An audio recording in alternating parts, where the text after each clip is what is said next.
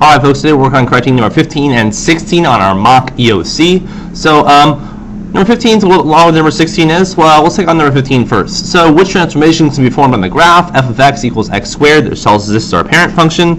That can result in a graph of negative 2x squared minus 12x minus 13. So they're giving us some transformations by listing, and they're asking us which of those is going to give us this equation. So let's think about this. So we know our parent function of all quadratics is a parentheses x minus h squared plus k, and this squared is what makes it a quadratic. So let's think about our different ones we've got here. So shift left 3 units versus right 3 units, left 3 units versus right 3 units. So we've got some of those. So that's going to give us left 3 is plus 3 versus x minus 3. This is plus 3 again. This is right, so x minus 3. And then we squared. Okay.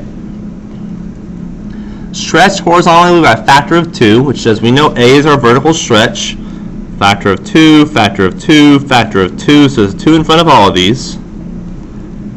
We're flexing through the y-axis for the first two or the x-axis. So we've got two different transformations. And the way it goes is we have a negative on the outside is x, and a negative on the inside is going to be the y. So these first two are the y-axis. So we're going to have a negative.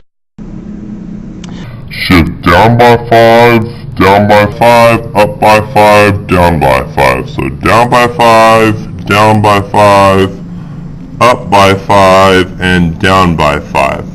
So they're asking which of these, when we simplify this, when we do order of operations, so exponents and multiplication and then addition or subtraction, gives us this. So let's look at this for a second. We are going to square something which says multiply it by itself. So we're multiply it by itself, multiply it by itself. When we distribute this, we're going to get, let's see, this is negative x times negative x is positive x squared. And then we're going to multiply that by 2 eventually. So I just said, oh, I know square means multiply it by itself. So I just did just the first one. So if we multiply negative x by negative x, we're going to get positive x squared. Negative times a negative is a positive, x times x is x squared. And then we multiply that by 2 eventually, we're going to get 2x squared, which is not the negative version that we want. So it says both of these have negative signs on the inside. It's not going to be our answer because instead of a positive 2x, we want a negative 2x. So we can cross off A and B. So we're looking down here at C and D. And so we're trying to say, oh, we need to distribute each of these. So we're going to get x plus 3 times x plus 3, which is going to give us x squared.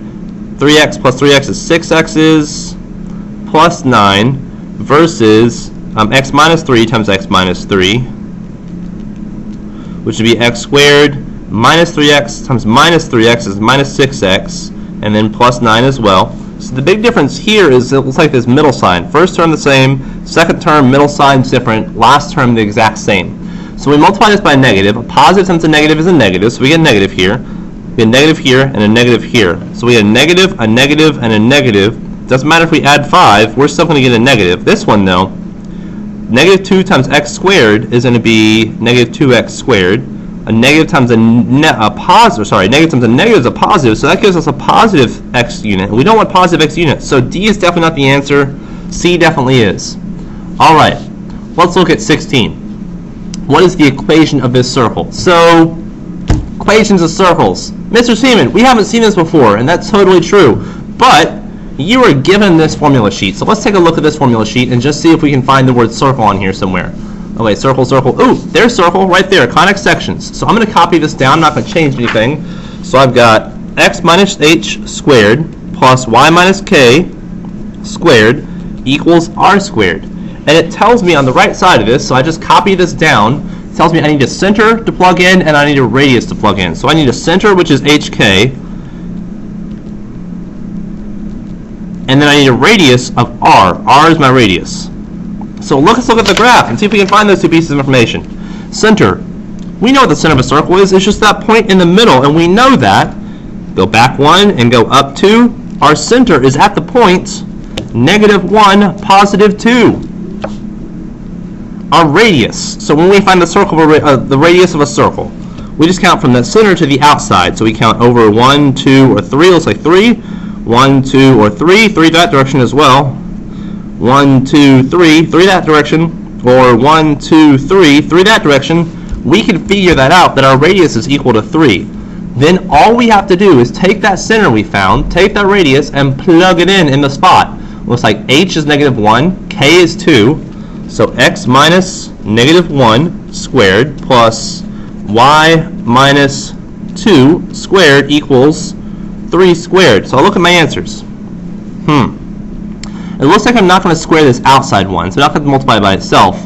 But I need to make this one sign, I need to make this one sign, and I need to make this not have a squared. So x minus -1 is x plus 1 squared plus y minus 2 is just y minus 2 squared equals 3 squared. 3 times 3 is not 6.